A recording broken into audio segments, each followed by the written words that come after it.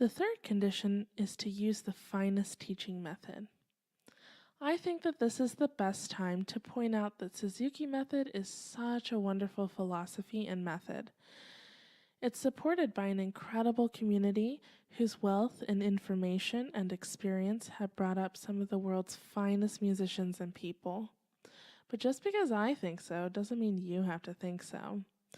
I believe that Suzuki method is for anybody and everybody who will adopt the philosophy and use the resources. It is also true that not everyone is a good fit for a number of reasons. One of the biggest deterrents for some people is the high level of parental involvement and participation in the lessons. If you want to use music lessons as an expensive alternative to babysitting, Suzuki method will not work for you. Parents come to the lesson to offer support to the student by taking detailed notes and studying the information and approach offered by the teacher.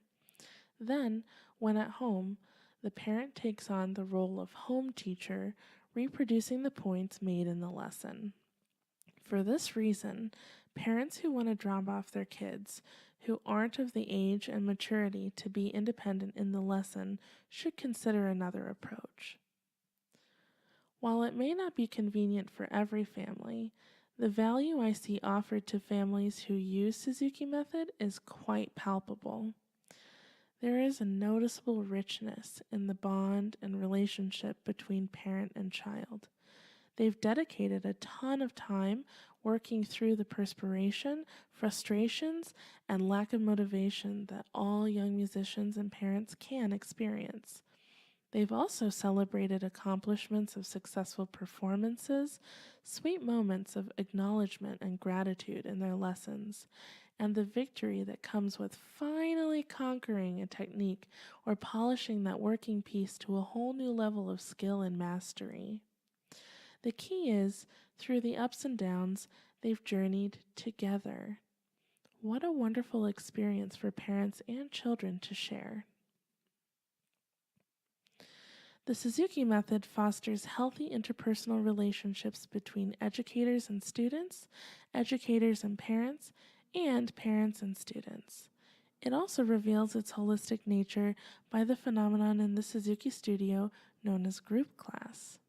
Yes, this is the opportunity for students to come together and enjoy their instruments in a social context, playing musical games, sharing their hard-earned skills as a team, and trying new things in the safety of a group setting.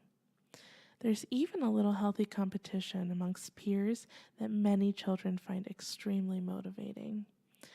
However, we should not underestimate how valuable group class can be for parents as well.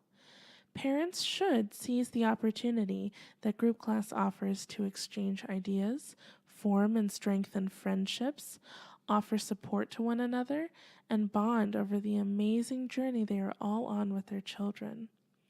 While teachers can offer the studio parents great information and a certain experienced perspective, there's nothing quite like experience that empathy from another studio parent who also struggles with carving out enough consistent practice time, or who can also relate to the complete chaos that is the family schedule, schlepping this child from that lesson to that game, and that child from that practice to this extracurricular class or lesson. Having a cohesive studio community that collaborates, creates, commiserates, and celebrates together is such a huge asset to everyone in the studio.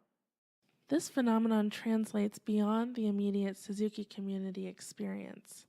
While there are many ways outside of the Suzuki experience that can show your child the purpose and value of community, there is something so wonderful and human about gathering together to learn and to share about music. Social context provides your child with awareness and the realization that inspiring and incredible things can transpire with more ease and confidence than what is possible alone. We are better together than apart. In my opinion, this is what makes Suzuki method such a wonderful method, possibly even the finest method.